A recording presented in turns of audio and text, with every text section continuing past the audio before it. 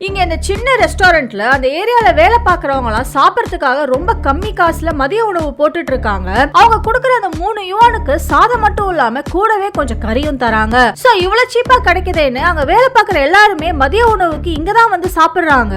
அதனால இவங்களுக்கு வருமானமும் அதிகமா இருக்கு. ஆனா மொத்தமா ஒரு நாள் கணக்கு பண்ணி பார்த்ததுக்கு அப்புறம் தான் தெரியுது அவங்க கொடுக்கற 3 யுவானுக்கு செலவு மட்டுமே இவங்களுக்கு 4 யுவான் ஆயிருக்கு. இப்படியே போச்சுன்னா சீக்கிரமா இந்த ரெஸ்டாரண்ட்டை இழுத்து மூட வேண்டிய நிலைமைக்கு போயிடும். சோ என்ன பண்ணலாம்னு அந்த ரெஸ்டாரண்டோட முதலாளி இப்ப யோசிச்சுட்டு இருக்காரு. அத பார்த்த கூட இருக்கிறவன் பேசாம கறிக்கு பதிலா வெறும் காய்கறி போட்டுடலாமா இல்லனா காசு அதிகப்படுத்தலாமான்னு அவன் ஐடியா கொடுத்துட்டு இருக்கான். ஆனா இது ரெண்டுமே வேலைக்கு ஆகாது. ஏன்னா காசு கம்மியா இருக்கிறதாலதான் மக்கள் அதிகமா வந்து இங்க சாப்பிடுறாங்க. அதே மாதிரி அந்த காசுக்கு கறி கிடைக்கிறதாலதான் இவங்க ரெஸ்டாரண்ட்டை தேடி வராங்க.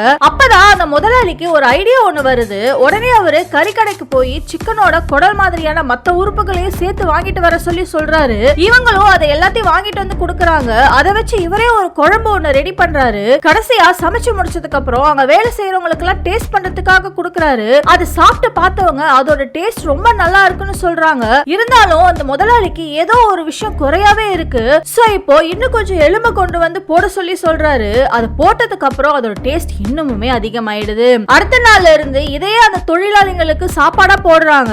பார்த்தா ஏற்கனவே இருந்ததோட இதோட டேஸ்ட் இன்னும் அதிகமா இருக்குன்னு நிறைய கூட்டம் வர ஆரம்பிச்சிருது. அதுல முதலாளிக்கும் நஷ்டம் ஆகாம அங்க வந்து சாப்பிடறவங்களுக்கும் நிம்மதியா சாப்பிட்டுட்டு போறாங்க.